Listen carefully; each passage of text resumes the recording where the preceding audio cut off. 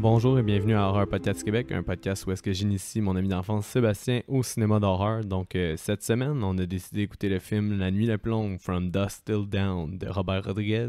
Donc Seb, t'en as pensé quoi? J'ai vraiment adoré ce film-là. Moi, à la base, je suis un fan de Quentin Tarantino. Donc, je sais que c'est pas un film de Quentin Tarantino, mais on voit quand même beaucoup de son influence. Ben, il est quand même écrit par lui. OK. Il est écrit par Oui, lui, mais pas réalisé par Non, c'est ça. Mais il est écrit par lui. C'est pour ça que le film, pour vrai, on va se le dire, toute la moitié du film, tout le début, on dirait un Quentin Tarantino. La première moitié, c'est un Quentin, puis la deuxième, c'est Robert Rodriguez. Exactement. Ouais. Puis je suis sûr, en fait, que Tarantino, il a quasiment réalisé presque la première partie au complet. Ah, c'est main dans la main, là. C'est clair. Ouais, c'est sûr. Fait que ce que j'ai à dire de ce film-là, sans trop m'attarder dans les détails, parce qu'il y a beaucoup de détails, puis on va passer au travers. Creepy, cool, dynamique, gore, vulgaire, divertissant.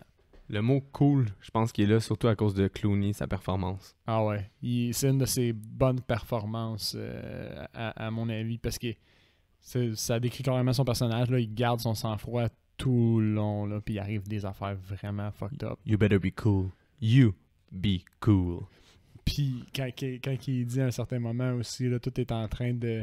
Tu sais, quand il passe la frontière, il dit comme j'aime votre attitude de you don't fuck with me, I don't fuck with you, tu sais, on reste chill. Fait ouais. que ça, il y a cette vibe-là un peu. Ça, j'aime toujours te tester avec ça. Hein. Celui-là, tu penses qu'il y a un budget de combien? Celui-là, il devait être quand même élevé, je pense. Il y a beaucoup de maquillage, beaucoup d'effets spéciaux. Je vais dire comme un bon 10 millions. OK. Ils ont Je suis pas loin. 19 millions. 19? Ouais. OK, cool. Puis tu penses qu'ils ont rentré dans leur argent? Sûrement, ça doit avoir pogné, ça, au cinéma, non? Ben, faut dire que, ouais, parce que là, qu'est-ce qui arrivait, c'est que les deux réalisateurs sont comme devenus des réalisateurs hype du monde du cinéma à ce moment-là, parce que le film est fait en 96. OK. Puis là, je vais te dire tout de suite, là, ouais, oui. le film a presque fait 60 millions, 59,3. Faut qu'ils soient rentrés dans l'argent. Ouais, mais c'est que je pense que ça a beaucoup lieu à cause de leur nom qui était signé dessus, parce que Robert Rodriguez venait de faire Desperado avec Antonio Banderas, qui est quand même beaucoup poigné. Ah, Puis, c'est vrai que c'est bon, ça. T'as Quentin Tarantino, il venait de faire Pulp Fiction. Ok, fait qu'il était en hype, là. Ah ouais, ben les C'était deux, leur c'était moment. les deux nouveaux noms de Hollywood, là. C'était les stars, là. Fait que c'est sûr que un nom accroché au projet, ça l'élevait déjà quand même beaucoup, parce que Clooney était pas encore big, hein, à ce moment-là. Non, mais il a l'air très très jeune. Moi, j'ai pas suivi tant que ça sa carrière, mais... T'sais, il a fait des films d'horreur dans les années 80. Clooney, il vient des films d'horreur. Ben, il a fait un ou deux films Ok. d'horreur, là, genre Return of the Killer Tomatoes. Return of the Killer Tomatoes. J'imagine qu'il va faire partie de notre liste à un moment donné. Ça a l'air ouais. weird. Mais il a fait ça, puis un autre Return to Horror High, si je me trompe pas, là, c'est l'autre sous toute réserve, mais je sais qu'il était dans Return of the Killer Tomatoes. Sinon, il était dans la série genre Urgence ou quelque chose comme ça, une série un peu comme Grey's Anatomy. Ah oui, c'est vrai. C'était un docteur là-dedans. Puis Robert Rodriguez, il a vraiment voulu le faire bien paraître. T'sais. Souvent, il disait on va beaucoup focusser sur toi, on va beaucoup te mettre à l'évidence. Comme ça, ils vont voir que t'es un bon acteur parce que je trouve que t'es un bon acteur. Ouais, mais c'est vrai que c'est lui le fil conducteur, au fond, durant tout le film. Ben, les frères Gecko, moi j'ai trouvé que Tarantino était vraiment bon dedans pareil. Tarantino, comment dire, c'est choquant comment il est dans son rôle, je trouve. Ouais, quand même. Ben, tu sais, il l'a écrit aussi, hein, fait que c'est qu'est-ce qu'il pense, les motivations du personnage quand il l'a fait. Il s'est bien casté lui-même, ou soit il l'a écrit pour lui, soit il l'a écrit puis il a fait comme oh, ok, non, c'est un petit peu trop personnel comme écriture, ça, je vais juste le jouer, ça va être malaisant sinon. Peut-être. Mais là, c'est ça, on a...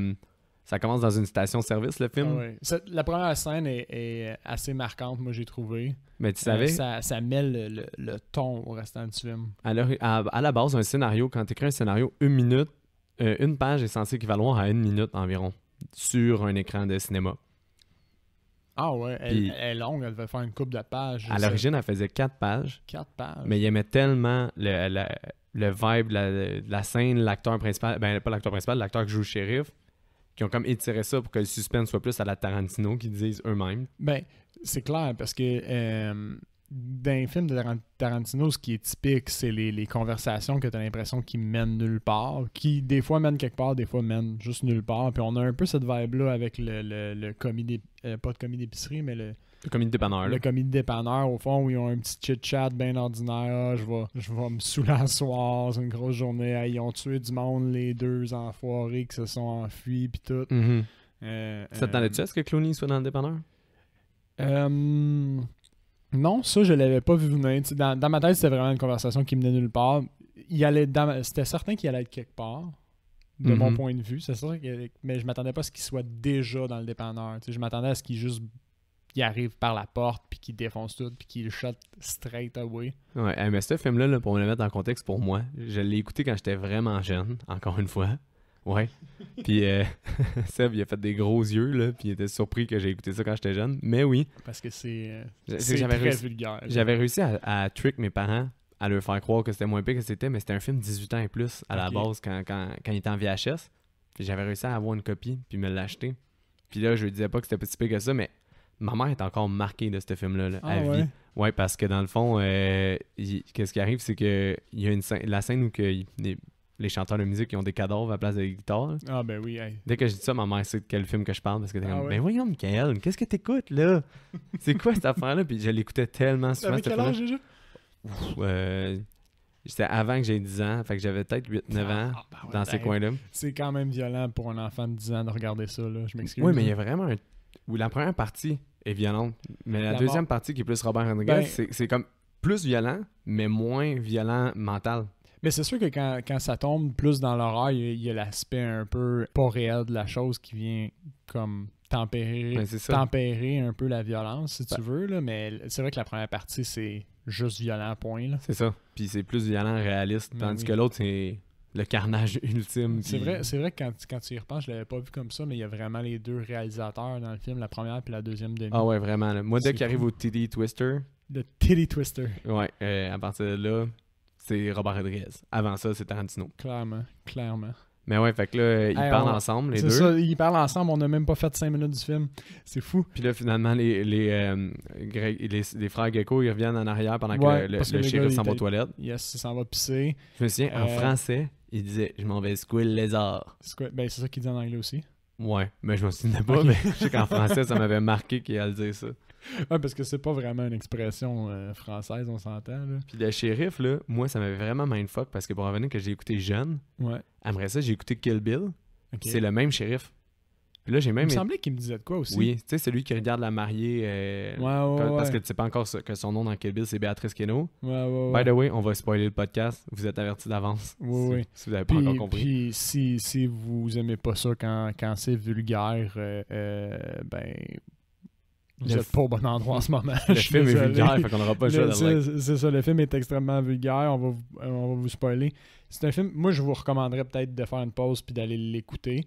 Ça va être bon pareil, mais moi j'ai tellement eu de plaisir à le regarder ce film-là que j'ai envie que vous l'ayez regardé avec nous. Ouais, mais c'est ça pour dire que c'est ça, quand je regarde Béatrice Keno, avec ses lunettes, là, puis les couleurs sont différentes, c'est le même shérif, mais quand j'étais jeune, j'étais comme, ben pourquoi il a mis le même shérif? Il s'est fait tirer une balle dans la tête dans From Dusk Till Dawn.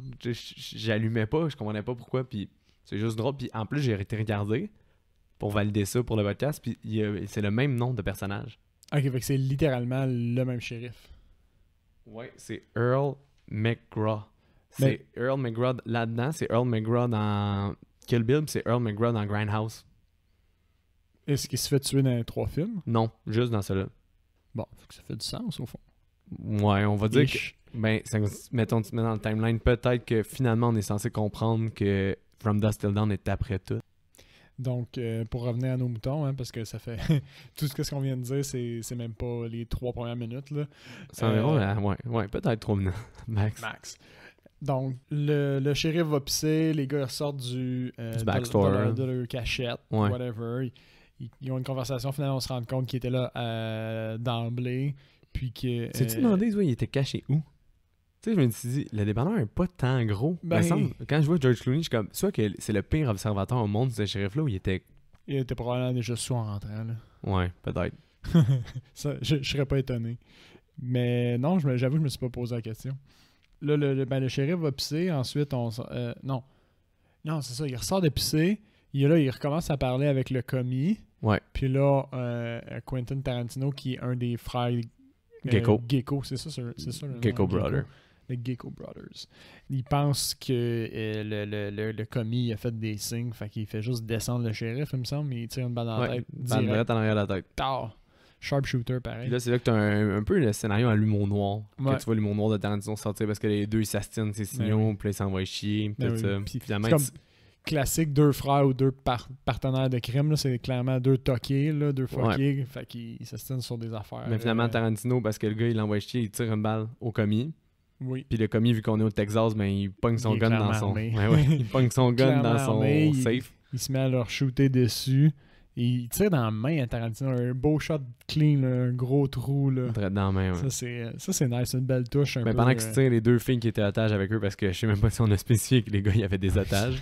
C'est inutile au final, là, mais oui. Fait que les deux filles s'enfuient pendant le shootout. Ouais. Là, George Clooney, beaucoup trop badass que il fait un plan pour le flamber juste Ben oui, pendant mais la fusillade. Ça, j'ai trouvé ça cool. Tu vois la dynamique des deux frères, que c'est comme... C'est pour montrer que c'est pas le premier rodéo, mettons. Là. Ouais. Tu sais, il fait juste dire... OK, quand je dis go, fait juste tirer, il me semble, ou fait juste le faire flamber, puis lui, il fait Non, juste tu sais, les bouteilles au-dessus de ta tête. tire les bouteilles au-dessus de sa tête, il dit go, tu sais, puis l'autre, il pose même pas de questions, il fait juste le faire, il garoche son monotov, puis il fout le commis en feu. T'as le dépanneur qui explose, puis là, eux autres, c'est Effectivement. des cool guys, fait qu'ils don't look at explosion. Effectivement. Puis ils se font pas vraiment chier à propos de l'otage, right? Non. Qui s'est poussé, les autres, ils font juste passer leur Ben, ils sont chemin. déjà recherchés pour avoir genre tué 28 policiers, Ah puis oui, genre c'est plein vrai. d'affaires de même. C'est vrai, juste après qu'ils quittent le dépanneur, il y a comme une mini aparté où on voit la TV, il me Ouais, semble, exactement. Il y a un Puis- reportage, puis sur eux. ils font comme un résumé de tous leurs crimes, là, un tableau, combien ils ont tué de policiers, combien ils ont fait de vols de banque, puis aussi ils ont un otage qui est dans la valise. J'ai trouvé ça tellement stupide, ce bout-là. Mais- Parce que t'as remarqué que pendant le reportage, le chef, il change à cause qu'ils ont tué des gens.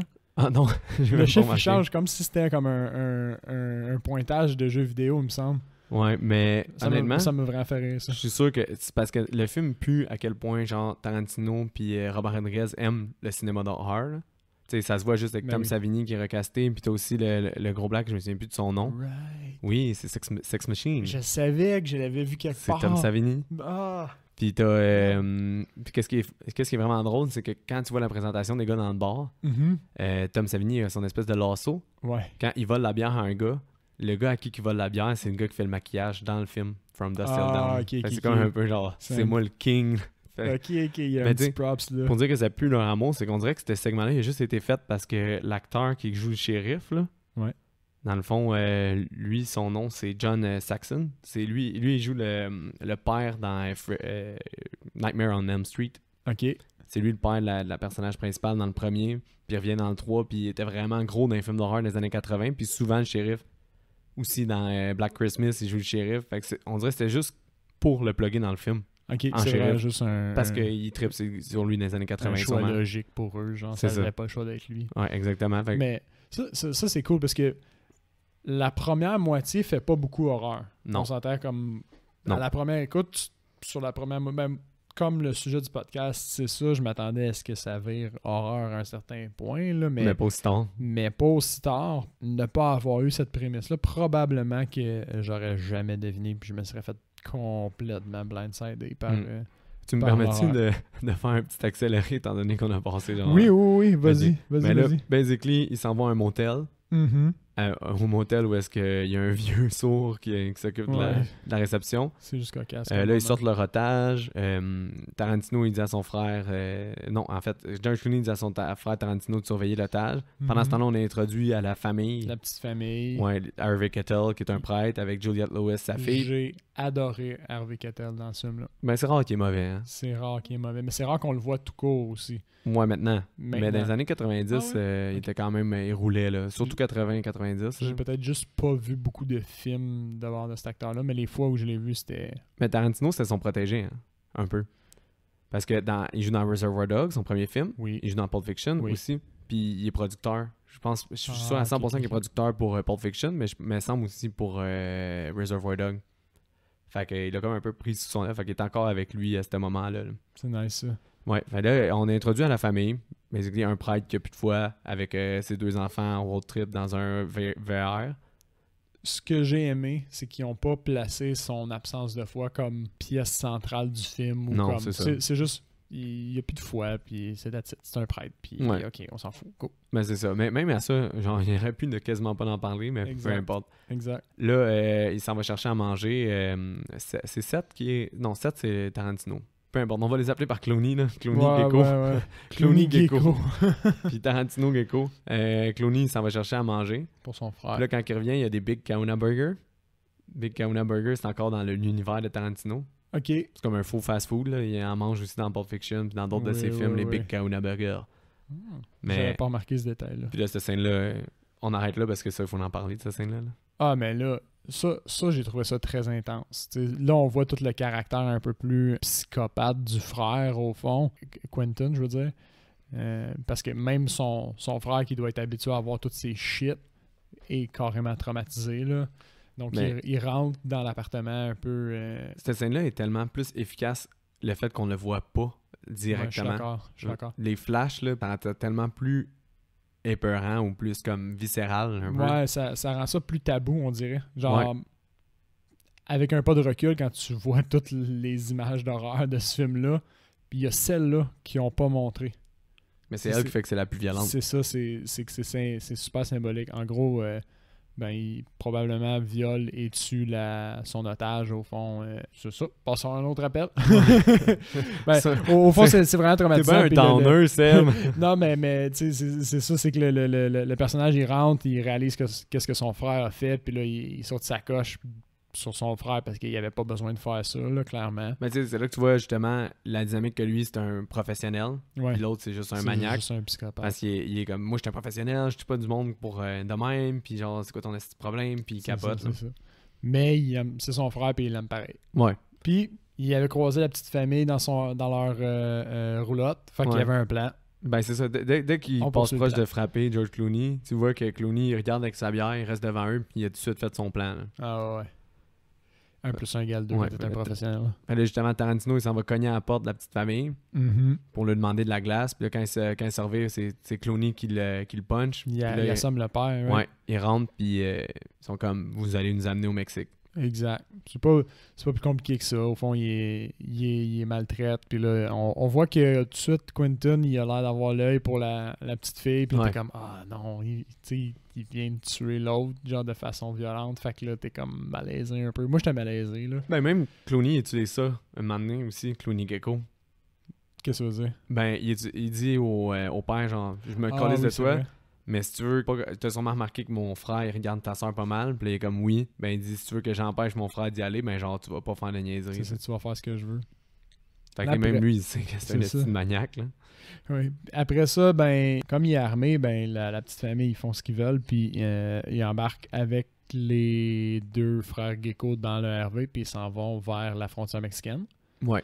Là, on a une scène dans le RV qui est quand même le fun. On développe un peu les personnages. Ouais. Ben, t'as Clooney qui discute avec Harvey Keitel, puis les autres qui sont en arrière.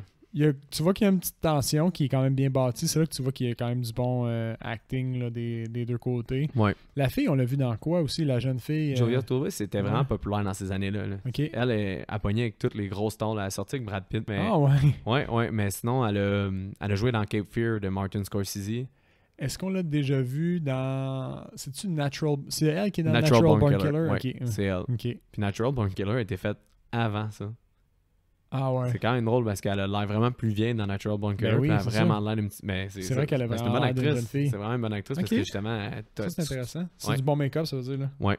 Wow. Fait que c'est ça. On a la scène dans le RV. Quentin Gecko qui est vraiment creepy avec la fille. Ouais. Puis il y a une scène, au fond, on n'en a pas parlé, mais quand ils sont dans la chambre d'hôtel, quand ils rentrent, quand la fille rentre dans la chambre, Quentin entend la fille dire mange ma chatte. Mange ma chatte. Ouais. Mais c'est vraiment juste dans sa tête. Puis c'est là que tu réalises qu'il est vraiment un psychopathe là, pour elle. Parce qu'il en reparle dans la RV. Il dit hey, je peux faire ce que tu m'as demandé tantôt quand tu veux.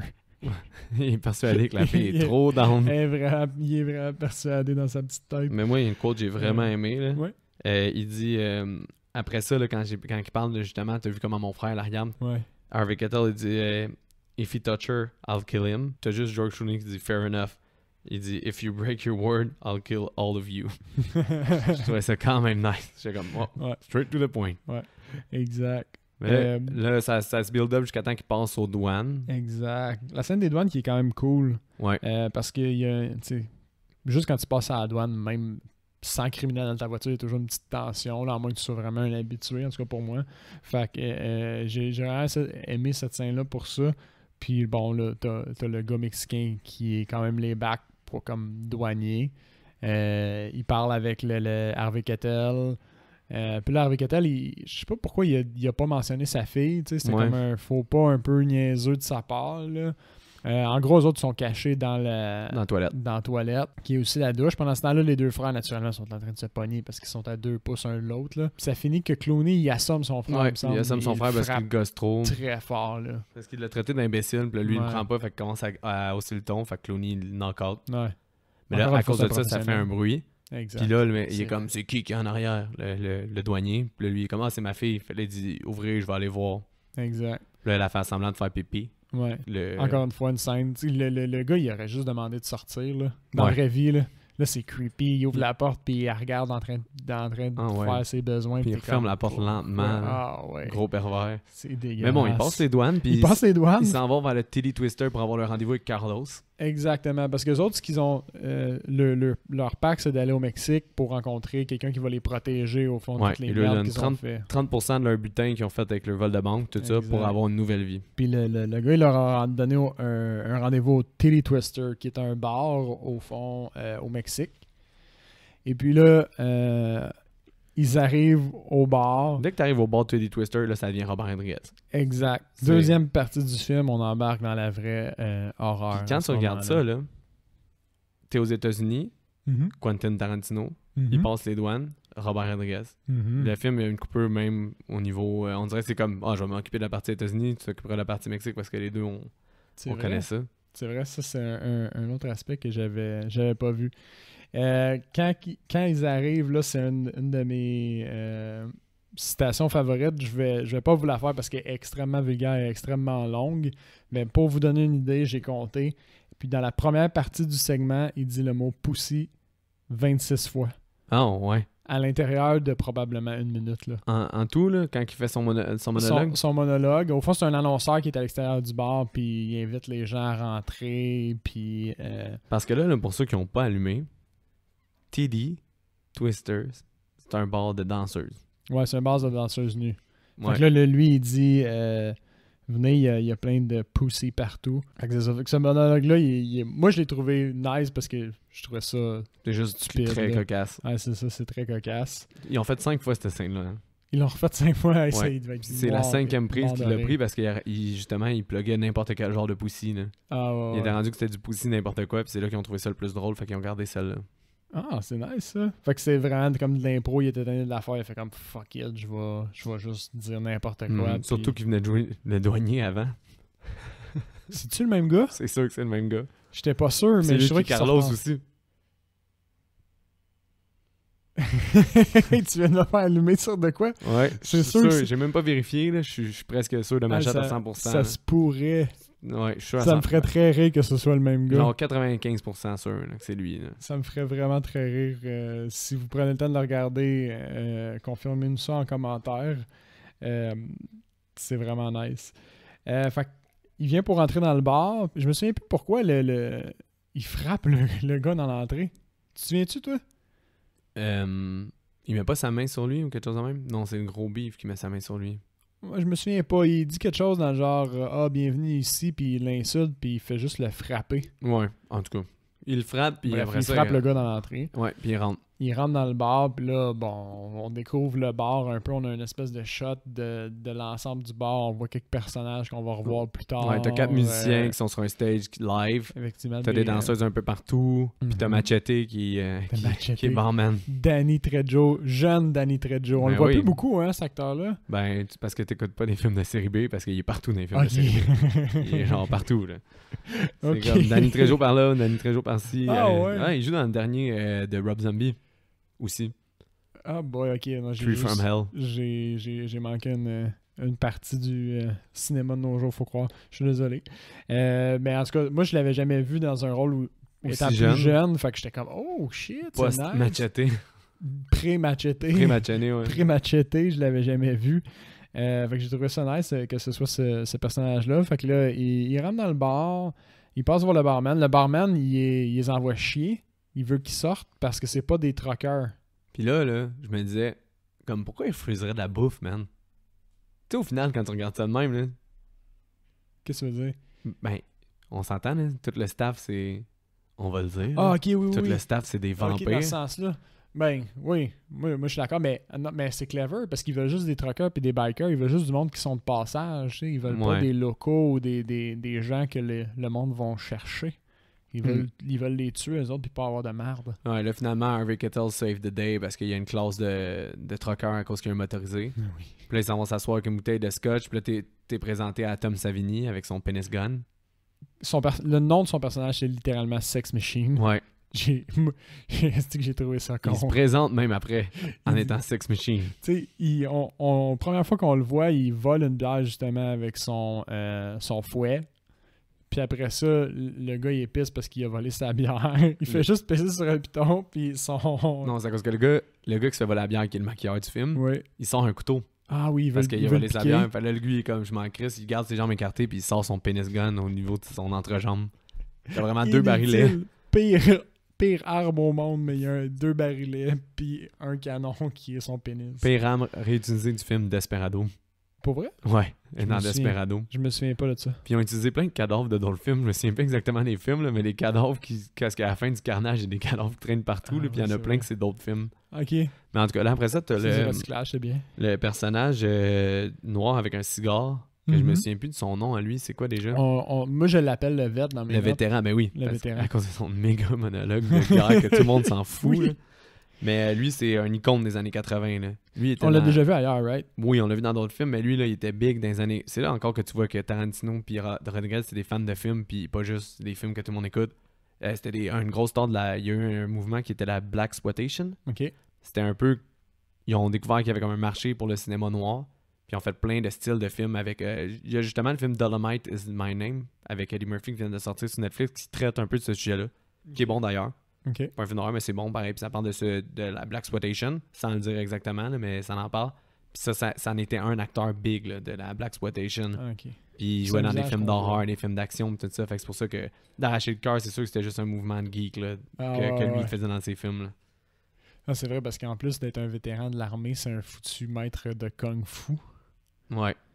Fait que c'est ça, on était introduits à tous ces personnages-là, un paquet de petits, finalement, de petits moments.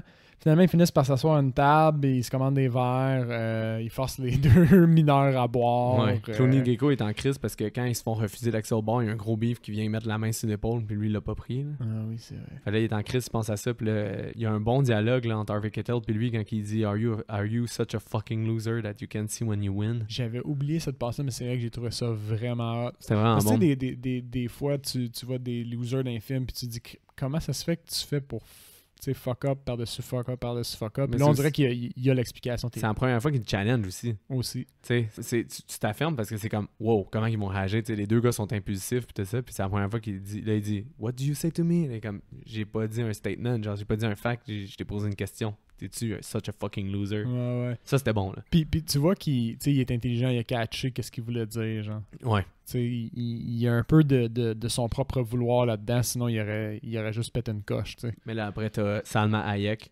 qui commence à faire son striptease. Moi, dans mes notes, c'est la main girl. Ouais. La main girl qui... Mais c'est genre Est-ce qu'on la Santa voit- Caranina Diabolika, quelque chose de même. Elle a un nom de personnage. Mais oui, il y en a un, là, il la présente Machete. Oh boy, j'ai pas pogné ça, ouais. Ouais, J'étais- mais il donne son nom. J'étais là. hypnotisé. Ah, mais Fait que la tellement main girl a belle. fait son c'est hypnotique, son show. Right? Ouais, vraiment. C'est C'est improvisé, hein.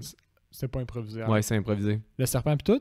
Non, le serpent, Le le savait, serpent, pis c'est c'était ça, mais cassé. ses mouvements de danse, Ah ouais. c'est improvisé avec la musique que les gars allaient jouer. Shit, c'est Ouais, fort. vraiment. C'est vraiment hypnotique. Là, t'as Tarantino qui s'est versé du scotch par le pied de Salma Hayek. Ceux qui n'ont pas encore remarqué, Tarantino, c'est un fétichiste des pieds, fait que Oui. c'est sûr qu'il était aux anges. Là. je connaissais ce fait-là avant de regarder le film. Ben oui, dans tous ces films, il y a des close-ups de pieds. C'est troublant. C'est sûr qu'il capotait. Là. C'est troublant. Il devait tellement être content. Il devait être aux anges. Ah ouais.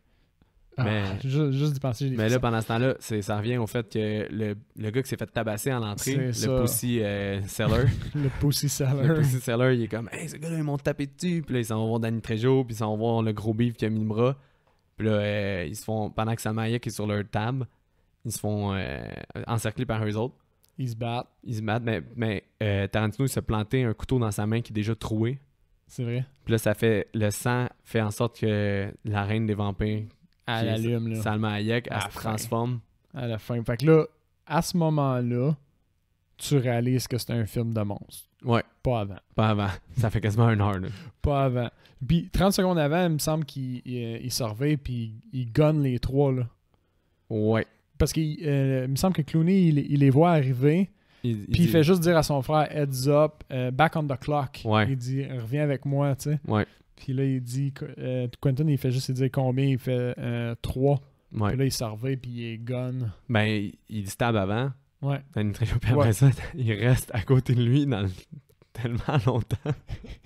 ça m'a Mais- fait rire. Tu Mais le le remarques personnage pas, de là? Danny Trejo, il est fucké. Là. Mais- Quand il parle au bar, il fait juste regarder dans le vide. Mais T'as pas remarqué Non, ça? Moi, mais ça m'a accroché. Il regarde pas, il fait juste regarder dans le vide. il se tape sa main, là, puis il reste à côté de lui à rien faire. Littéralement pendant quasiment genre 30 secondes jusqu'à temps que Tarantino il enlève le couteau puis il commence à le stabber genre à mort. Mais ça, c'est la magie des scènes d'action. Quand tu regardes pas, des fois, il y a des personnages ou des acteurs qui font des trucs qui font juste aucun sens, mais c'est des mouvements en background puis tu réalises pas. Moi, j'avais pas vu Ben oui, ça du c'est ça. tout. Ils tirent les 3 gars, puis là, ils disent tout le monde relaxé, puis ils les entourent avec le gun. Mais là, ça fait allumer le sang qui coule de la main de Tarantino, ça fait allumer Salma Hayek, puis là, elle a une méga transformation super nice. Ouais, ça, j'ai trouvé ça Il est bien beau fait. son vampire. Mais- C'est différent. C'est vrai que les vampires, j'ai trouvé ça hot. C'est pas juste des dents, c'est vraiment des monstres. Ça là. ressemble à des reptiles un peu, Ouais, là. c'est ça.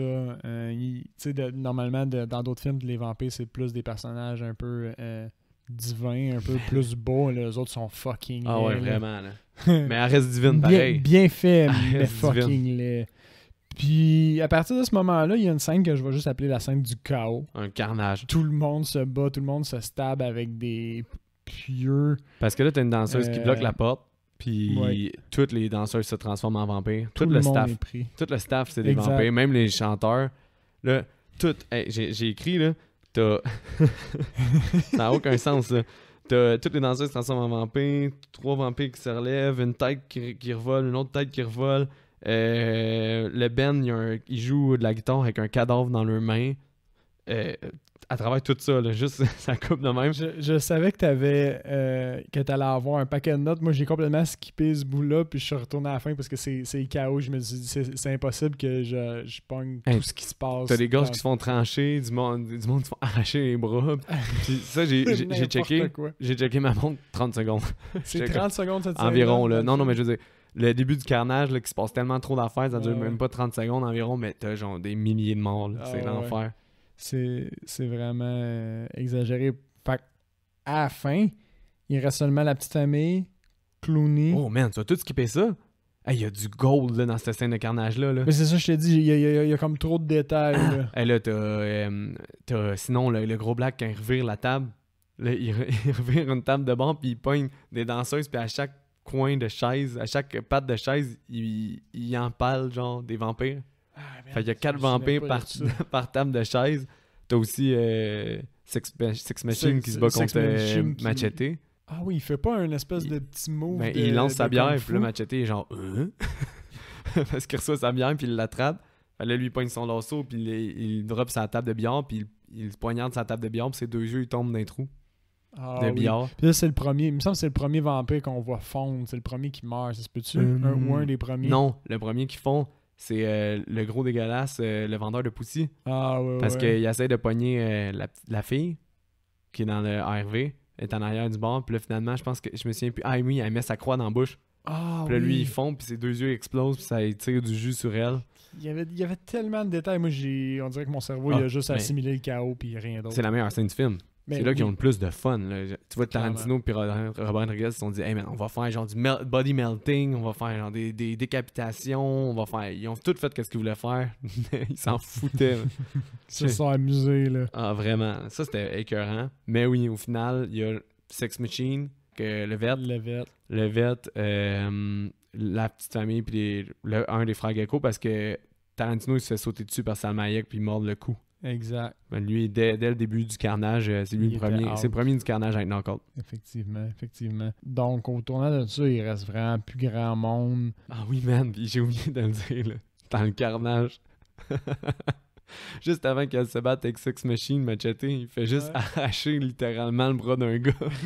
Puis le pitcher au bout de ses bras, genre, comme si c'était super facile à faire, arracher un bras, là.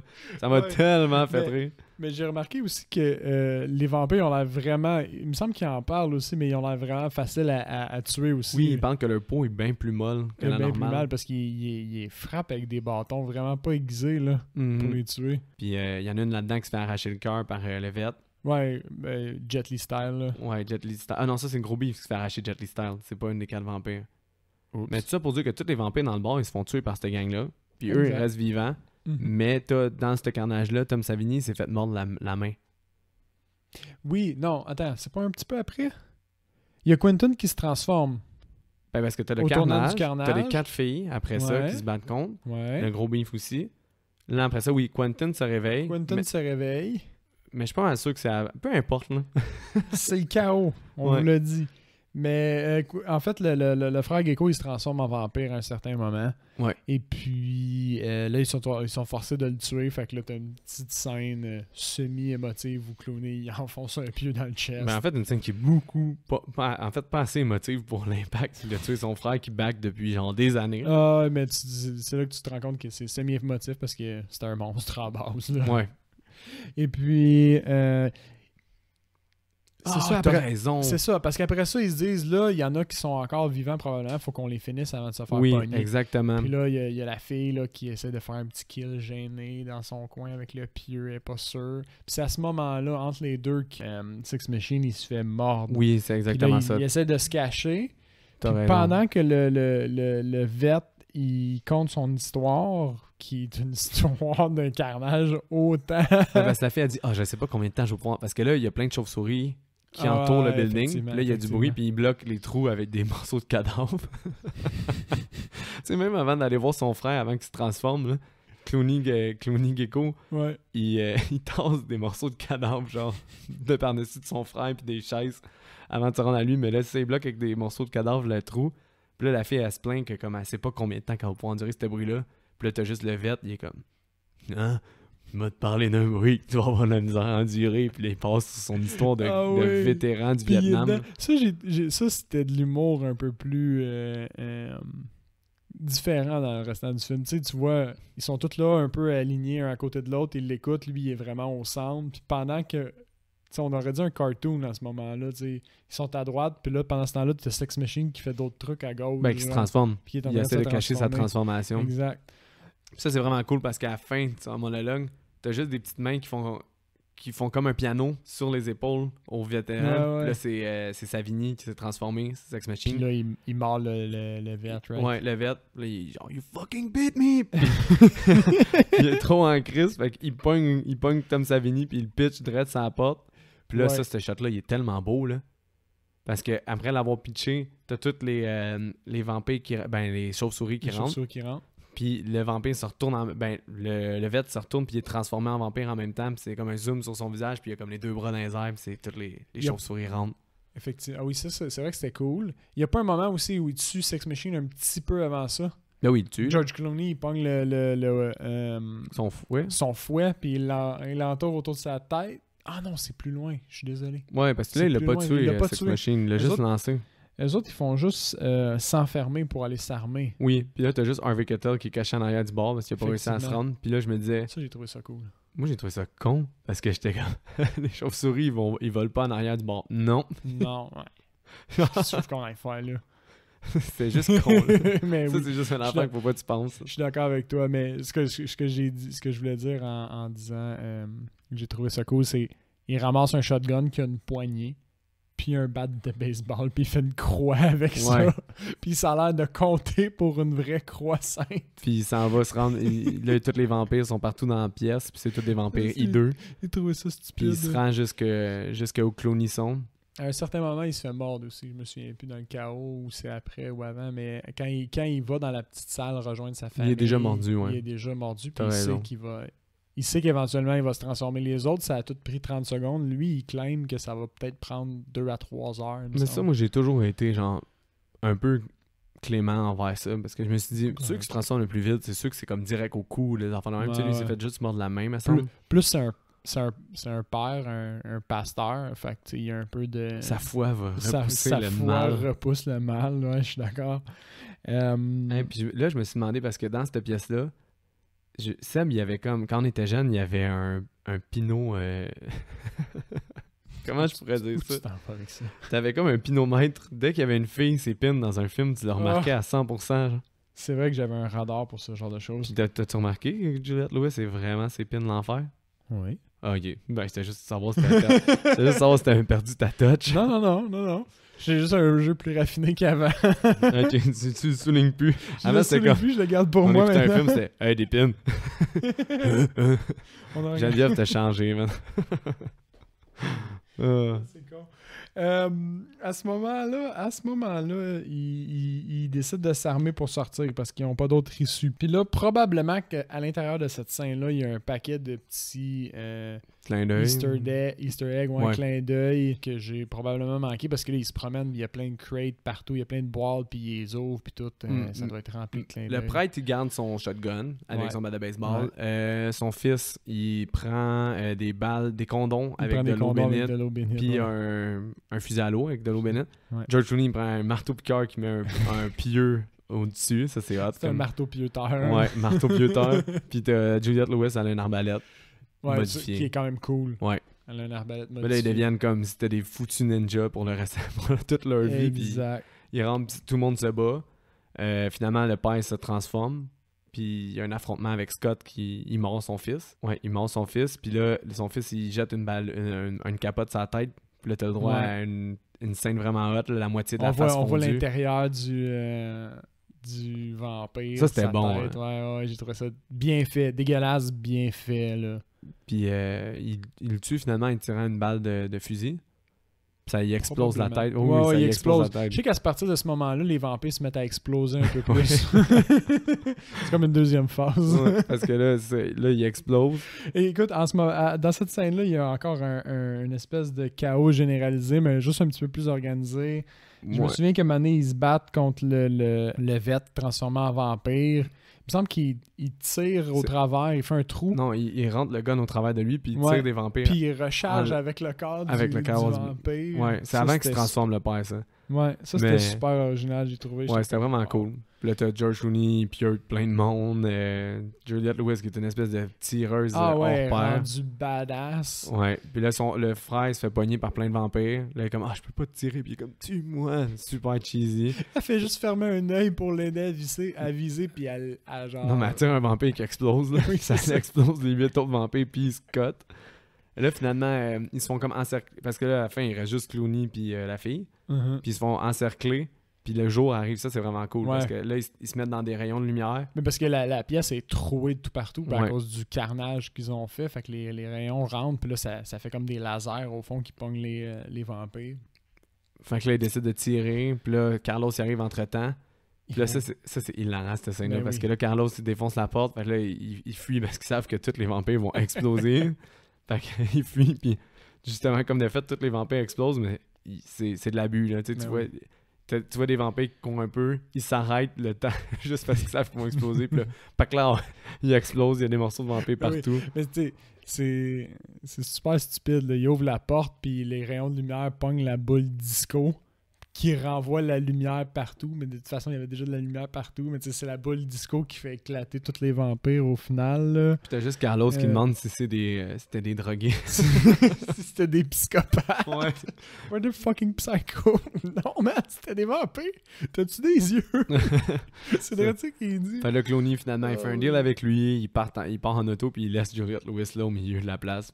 Puis la fille, à ce moment-là, elle se prend un peu pour quelqu'un d'autre à cause de tout ce qu'elle vient de vivre. Elle se dit qu'elle va s'enfuir avec le Clooney. tueur, tu sais, le criminel, mais comme 8 heures avant, tu sais, c'était une petite fille de même pas 21 ans qui était jamais sortie, qui avait jamais bu d'alcool, genre. Mais son personnage fait cosplay un peu, hein.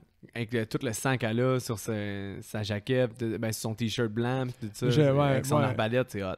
J'avoue qu'elle pourrait être caricaturée, mais c'est clairement pas la plus caricaturable, non, c'est bien dit, de Quentin. Mais en tout cas, tout ça pour dire que Clooney il s'en va, t'as une espèce de zoom out, puis tu vois que finalement le bar c'est comme la fin d'une pyramide.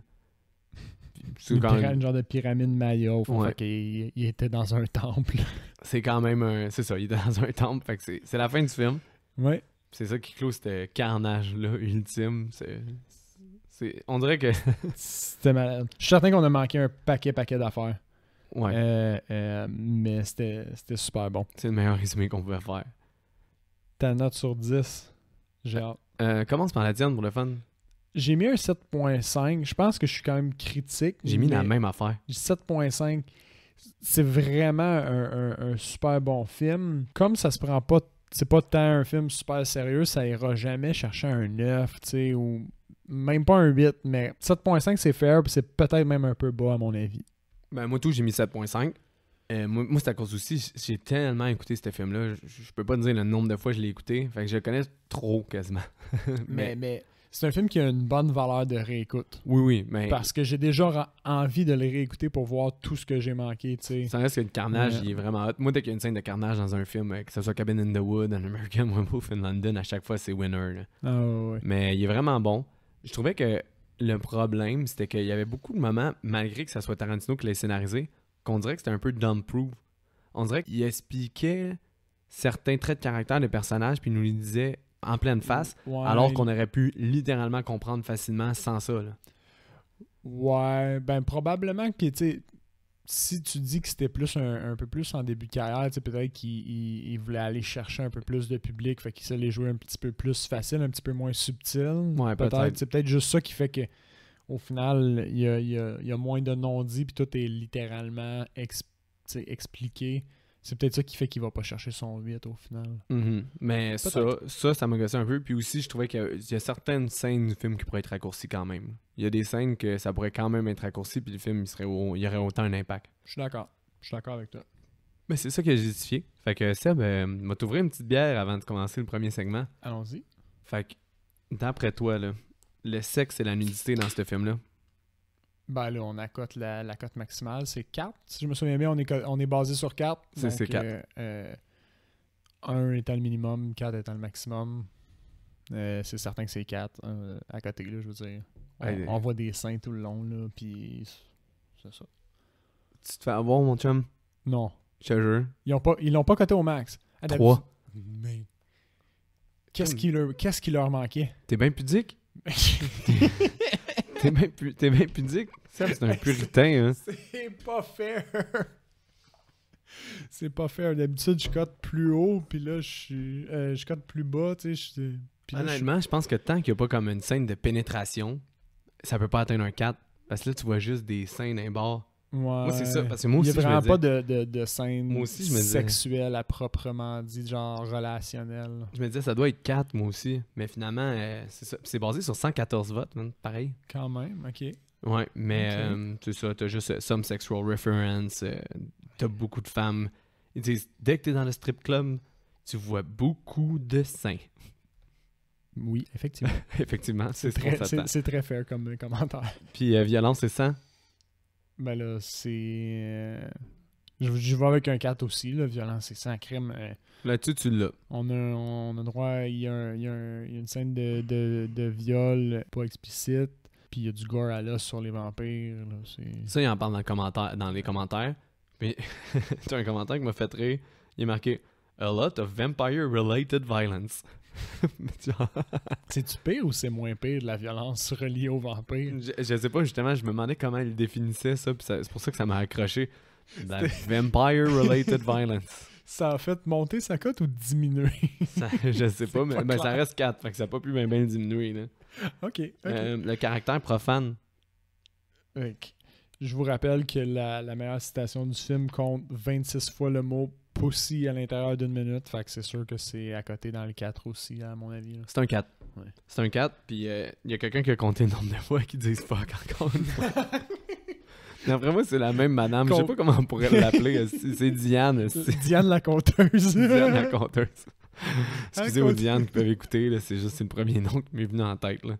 Diane la conteuse a combien de fuck, là? Mais d'après toi, c'est combien? J'aimerais ça que tu me dises plus de 136. Non, 60. Ah. C'est pas si pire. 60, c'est quand... Mais... Alcool, drogue et fumée? Encore une fois, probablement un 4.